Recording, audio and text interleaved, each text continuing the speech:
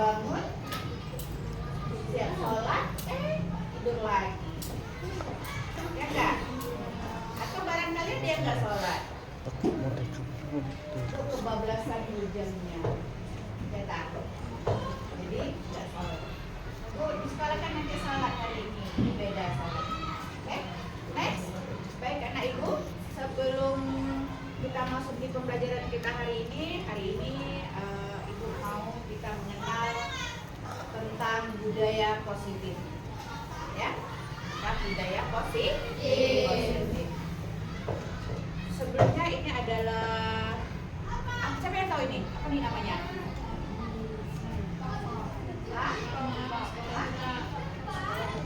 Sekolah, tribun sekolah ya, SMA 13 Bintang Timur. Nah, ibu di sini sedang menjalankan pendidikan guru penggerak. Semoga apa yang ibu kerjakan bermanfaat untuk kita semua. Next. Baik. Setelah ya, berarti kita harus tampilkan dulu.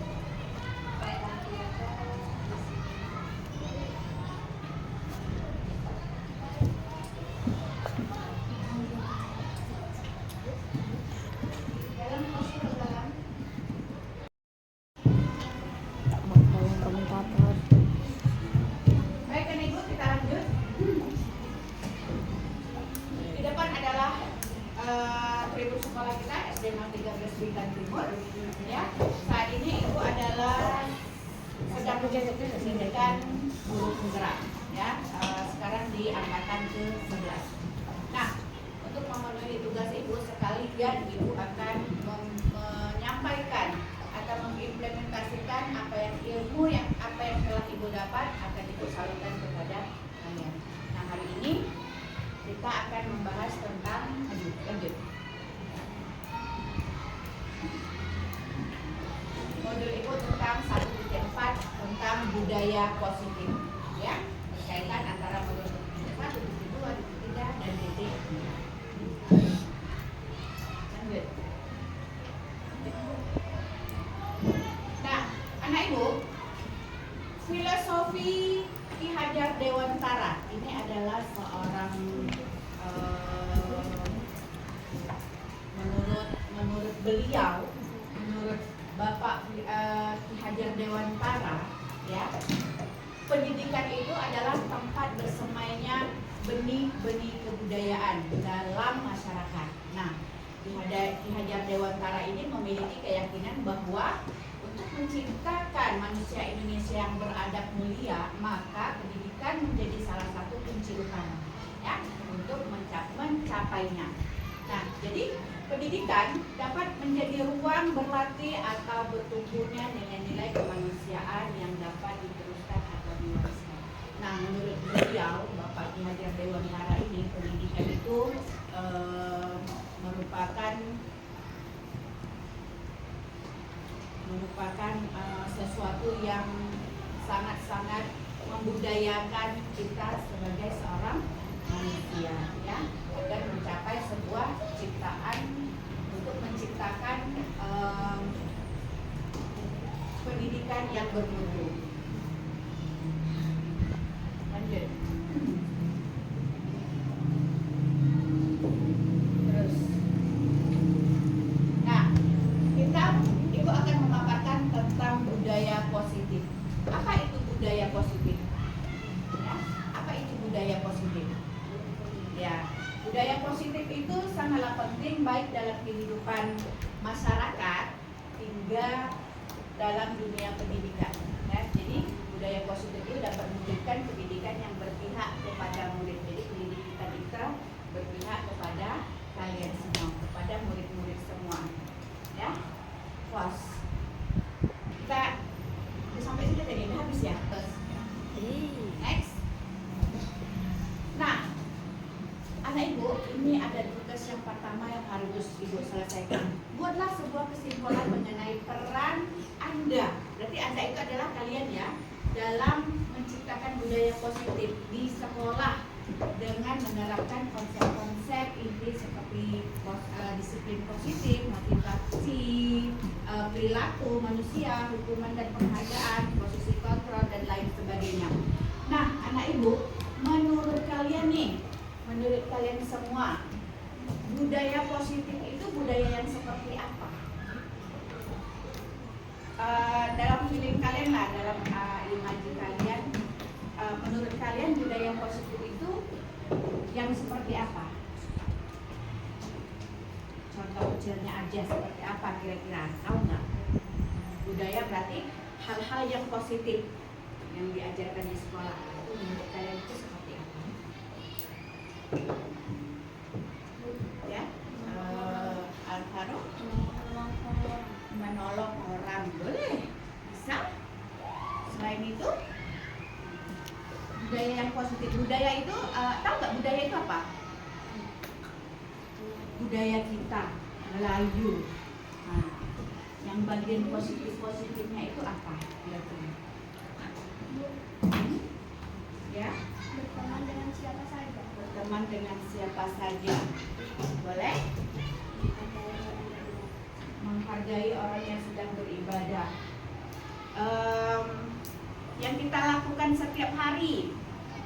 Ini sebelum jam 7, maaf. Membantu orang yang lagi susah. Yuk bayangan dari ibu. Kita sudah hadir di sekolah itu jam berapa?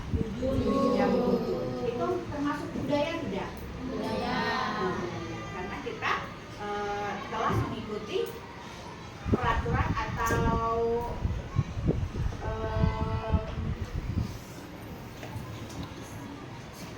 peraturan atau kesepakatan sekolah, ya. Kita sudah masuk jam 7. Nah, sebelum jam 7 kalian datang ke sekolah. Ngapain? Dari rumah ke sekolah sampai di pagar. Terus ada siapa yang di pagar? Guru. Ada guru. Guru itu ngapain? Ngapain guru itu? Iya, guru itu apa? Menyambut kalian, menyambut kita semua. Nah, itu termasuk budaya positif tidak? Termasuk. Dia sambutnya itu seperti apa? Sambutnya itu seperti apa guru itu? Ya, Indah? Dengan senyuman lebarnya. Iya, dengan senyuman lebarnya. Terus dengan apa lagi? Salim. Dengan? Menyalin. Dengan menyalam atau menyalin. Terus apa lagi? Mengucapkan salam. Assalamualaikum Ibu, selamat pagi anak ibu. Nah, itu termasuk apa itu? Udah senyum tadi, terus udah salam, udah mengucapkan salam. Mengucapkan salam itu termasuk apa? Ya, maksudnya itu kata-kata apa tuh? Sopan. Terus habis sopan apa lagi? Pernah dengar kata 5S? Iya, apa itu 5S? Senyum, salam, sapa, sopan, santun. Nah, itulah termasuk dalam budaya positif. Nah, budaya positif kita melakukan setiap hari. Setiap hari loh kita lakukan, benar nggak? Kalian datang dari rumah sampai di pagar disambut dengan guru, besoknya beda lagi gurunya, besok laginya beda lagi gurunya. Dengan datang dengan senyuman, terus disambut ada yang gurunya bilang, "Sehat nak." Sehat. Ada yang gurunya bilang, "Manis sekali hari ini." Bagaimana perasaan kalian kalau digitukan?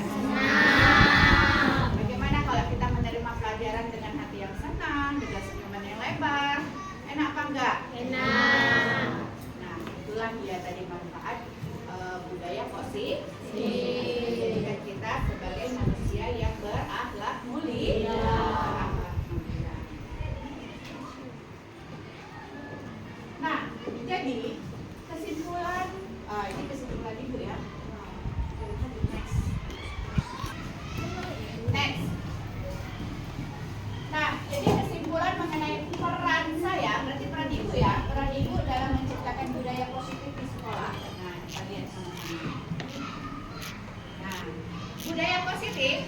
budaya positif ini sangatlah penting dalam kehidupan kita sehari-hari maupun dalam kehidupan pendidikan. Budaya positif dapat mewujudkan pendidikan yang berkarakter kepada murid. Ya. Nah, seorang pendidik atau guru harus memiliki kemampuan untuk mewujudkan budaya positif. Nah, jadi ibu harus mampu mewujudkan budaya positif tadi. Berarti ibu harus mampu menerapkan 5S yang telah kita sepakati bersama. Ya. Nah, agar dapat menciptakan budaya positif tadi, dapatlah dijalankan dengan menerapkan atau konsep disiplin positif, memahami motivasi disiplin positif, dan memahami perilaku manusia yang berkaitan dengan hukum dan penghargaan. Ya. Nah, di mana posisi kontrol seorang guru itu membuat keyakinan sekolah dan keyakinan kelas dalam menerapkan segitiga restitusi dalam menyelesaikan sebuah masalah. Nah, seperti kemarin kalian ada masalah di dalam kelas di siapa kemarin? Di Agi ya, sama si Anja. Ya. Next. Nah, untuk mewujudkan budaya positif anak ibu memerlukan kerjasama yang baik antar warga sekolah. Warga sekolah itu ada siapa aja? Ada guru, murid, kepala sekolah, penjaga sekolah, satu lagi komite dan wali murid. Nah, itu adalah termasuk warga sekolah. Kerjasama yang baik akan terjalin dengan adanya komunikasi dan kolaborasi. Komunikasi berarti kita saling bertukar pikiran. Kolaborasi itu antara guru, siswa, orang tua, komite, dan kepala sekolah itu saling bekerja sama. Nah, jika budaya positif itu sudah terwujud, maka akan terciptalah murid-murid yang merdeka dan bahagia. Ya. Guru yang saling mendukung dan menguatkan serta lingkungan sekolah yang nyaman dan aman, maka akan terciptalah suasana yang lebih menyenangkan. Lanjut. Nah, apa tujuan disiplin positif?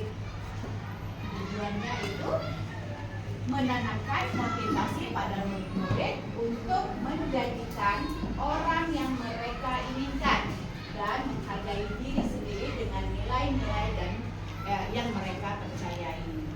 Ya. Nah, disiplin positifnya ada 3 tahap.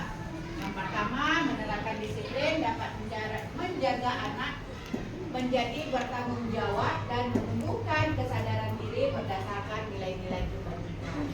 Terus yang kedua, disiplin positif itu dapat menjadikan murid melangkah ke arah disiplin dari yang dapat mengontrol diri dalam melakukan tindakan.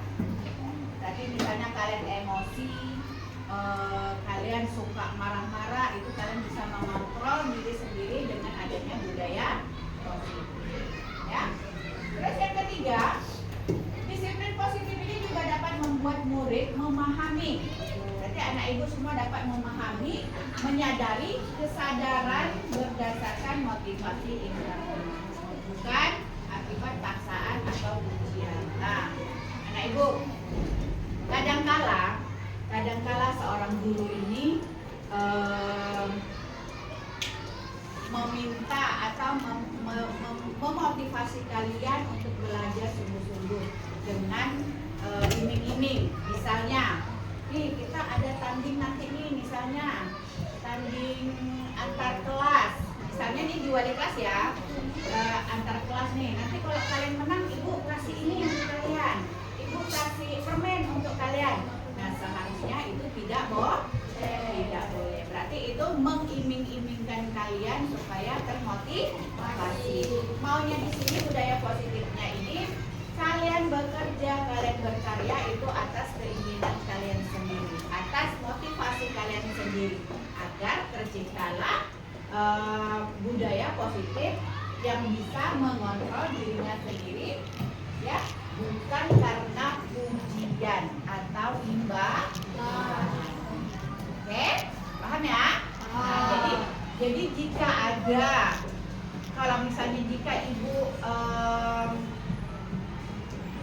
tersalah atau pengen nanti kita harus menang ya kegiatan ini. Nah, tolong bantu ibu ingatkan, nggak boleh kayak gitu. Kita itu kewajiban kita. Nanti motivasi dari kami bu, kami harus yang seperti ini. Jadi tanpa ini dari ibu, insya Allah misalnya, insya Allah akan kami jalan. Oke, next. Nah, 3 motivasi perilaku manusia. Nah, kita berbicara hari ini tentang manusia. Yang pertama itu untuk menghindari ketidaknyamanan hukuman.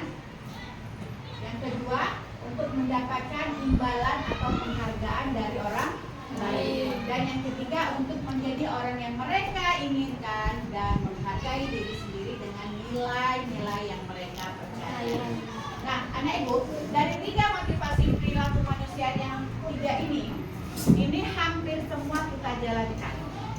Ya, menurut kalian mana yang harus kita budayakan? Yang apa yang ketiga?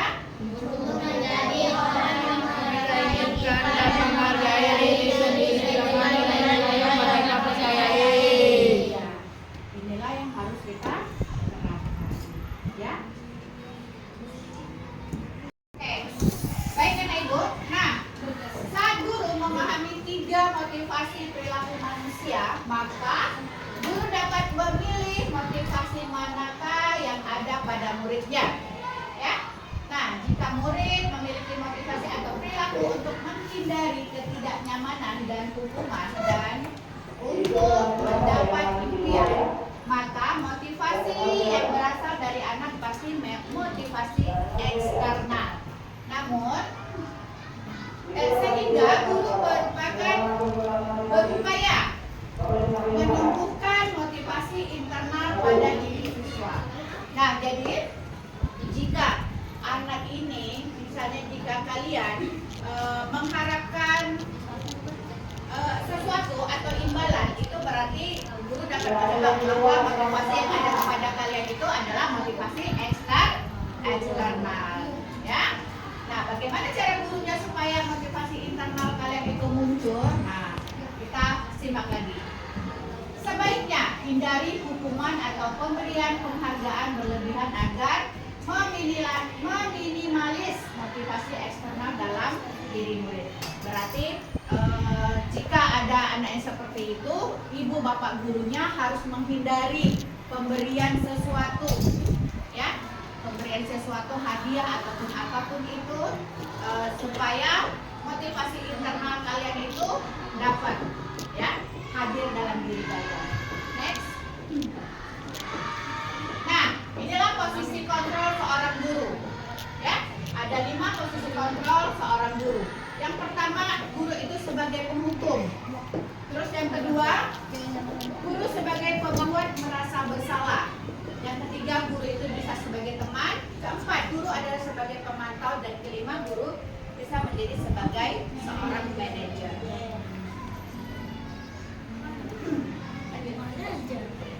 Di antara 5 posisi yang tadi, itu seharusnya seorang guru itu berperan sebagai manajer, ya, tidak berperan ke 4 yang tadi, tapi seharusnya sebaiknya guru itu berperan sebagai seorang manajer. Nah, manajer, apa itu manajer? Fokusnya guru pada murid, tetapi bukan untuk membahagiakan orang tuanya. Maksudnya guru berpihak kepada murid, tapi bukan berarti orang tua melepas kalian. Seperti itu, maksudnya seperti itu ya. Dan posisi ini, murid dapat menjadi pribadi yang mandiri, bertanggung jawab atas segala perilaku kalian. Berarti ibu berdiri di sini mengajarkan kalian itu untuk kalian merasa bahagia, ya, tapi bukan untuk merangkul kalian seutuhnya. Jadi sehingga orang tua kalian mengabaikan kalian, tidak seperti itu. Terus posisi manajer juga mengacu pada 2 restitusi yang dapat membuat muridnya menjadi manajer juga. Nah, kalian ini juga nanti seandainya misalnya gini, ibu masih ada keperluan, nanti salah satu dari kalian ibu panggil misalnya, ya tolong sampaikan tugas ini kepada kawan-kawan. Nah itu artinya posisinya di manajerkan, berarti dia mengarahkan pembelajarannya untuk teman-temannya. Next. Nah, keyakinan sekolah atau kelas, ya. Guru memperankan dalam mewujudkan bentuknya keyakinan kelas dengan adanya kesepakatan antara guru dan murid. Nah, kemarin kita awal-awal masuk itu kita sudah pernah membuat keyakinan kelas. Benar? Benar nggak? Namun keyakinan kelas yang kita buat kemarin secara tidak tertulis, ya. Tidak masalah. Mungkin bisa jadi ibu belum sempat untuk memaparkan langsung di kita, gitu ya, sehingga belum bisa tercatatkan mempunyai kesepakatan secara tertulis. Nah, keyakinan sekolah atau kelas itu berupa pernyataan antara ibu dan kalian semua, antara guru dan murid. Itu baru namanya keyakinan kelas. Next. Cynthia dari depan. Nah, masuk kita ke dalam segitiga restitusi dalam penyelesaian masalah. Ya, seperti kemarin ada kawan kita mendapat masalah, ya. Karena apa dia dapat masalah? Ibu juga udah panggil anaknya kemarin, sudah bertanya apa keyakinan dia, sudah semua sudah kita lakukan. Alhamdulillah, seharusnya ya memang seperti itu, ya, memang seperti itu seharusnya. Nah, segitiga restitusi dalam penyelesaian masalah. Guru yang berperan sebagai manajer selalu menggunakan penyelesaian masalah melalui 3 tahap. Nah, ada 3 tahap yang harus dilakukan oleh seorang guru. Yang pertama, menstabilkan identitas. Yang kedua, ada validasi tindakan yang salah. Dan yang ketiga adalah menanyakan keyakinannya. Nah, untuk apa? Untuk menghasilkan murid yang mandiri dan selalu bertanggung jawab. Kalau kita melakukan sebuah kesalahan, kita harus bertanggung jawab. Bagaimana cara kita mengatasi atau menyikapi masalah tersebut? Apa yang harus kita lakukan, gitu kan? Kenapa kok dia sampai seperti itu? Apa penyebabnya? Nah, itu yang harus seorang guru itu lakukan. Next. Nah, berikutnya ada keyakinan antara materi budaya positif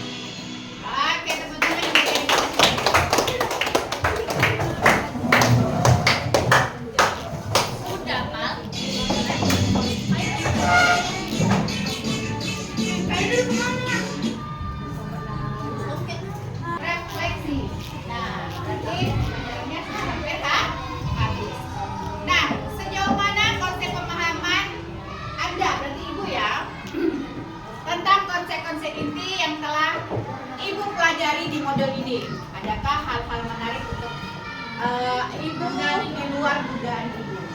Ya, next. Nah, sejauh ini saya sudah memahami konsep-konsep inti dari modul budaya positif, ya, yang berkaitan dengan disiplin positif. Ada teori kontrol, ada teori motivasi, ada hukuman, dan ada penghargaan. Posisi kontrol dulu, kebutuhan dasar manusia, keyakinan sekolah dan kelas, serta segitiga restitusi. Ya.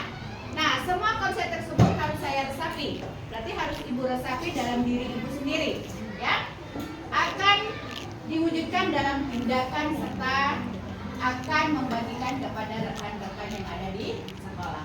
Alhamdulillah semalam ibu telah berbagi, sudah mengimplementasi kepada rekan-rekan guru yang ada di sekolah. Nah, hari ini ibu mengimplementasikan kepada kalian semua agar kita semua sebagai warga sekolah tahu itu budaya positif yang akan kita jalankan di sekolah kita. Lanjut. Nah, perubahan apa yang terjadi pada cara pola pikir ibu ya dalam menciptakan budaya positif di kelas maupun di sekolah? Ya. Nah, perubahan yang terjadi adalah saya menyadari posisi kontrol yang biasa saya lakukan adalah sebagai penghukum, pemantau, seharusnya sebagai manajer dengan cara menghadapi dan menangani masalah dengan menggunakan segitiga restitusi. Oke. Nah, pengalaman saat apakah yang pernah ibu alami terkait penerapan konsep-konsep inti dalam modul budaya positif baik di kelas maupun di sekolah? Ya. Nah, ini dia. Nah, saya sering menangani siswa yang tidak memakai seragam di lengkap saat upacara bendera. Ya, ibu juga menggunakan langkah-langkah untuk menstabilisasi identitas, validasi tindakan yang salah dan menanyakan keyakinan. Karena di setiap hari Senin apabila ada yang tidak memakai seragam, otomatis itu Pak. Nah, setelah ibu panggil berdiri di depan, ibu akan menanyakan kenapa dia tidak memakai seragam sekolah ataupun apa alasannya. Ibu harus tahu apa alasan dia tidak memakai seragam sekolah. Next. Nah, bagaimana perasaan ibu ketika mengalami hal-hal tersebut? Lanjut. Nah, inilah perasaan ibu saat itu, ya, dan motivasi untuk terus memperbaiki diri ibu.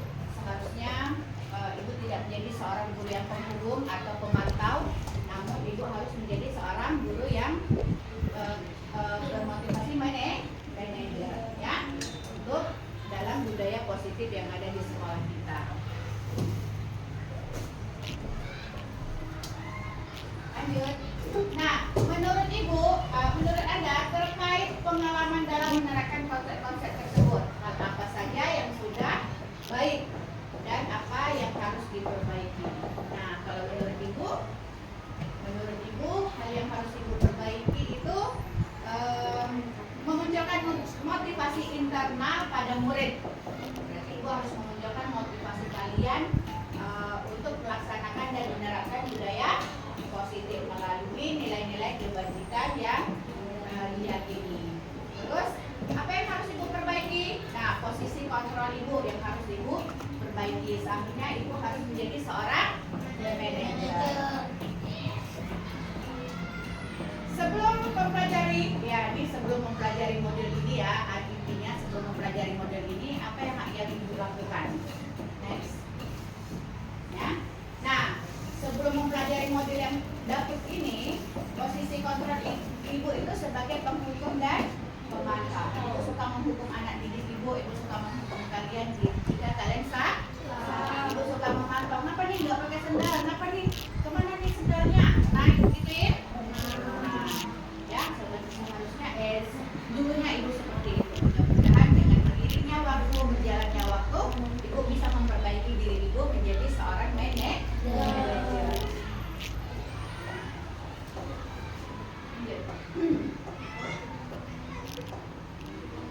Nah, sebelum mempelajari model ini, pernahkah ibu menerapkan segitiga restitusi? Nah, lanjut. Nah, pernah. Namun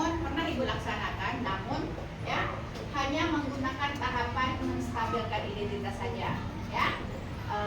Dengan memberikan pertanyaan, siapa orang pasti pernah berbuat salah. Setiap orang pasti pernah berbuat salah, hanya sebatas itu aja, tidak seperti saat ini, ya.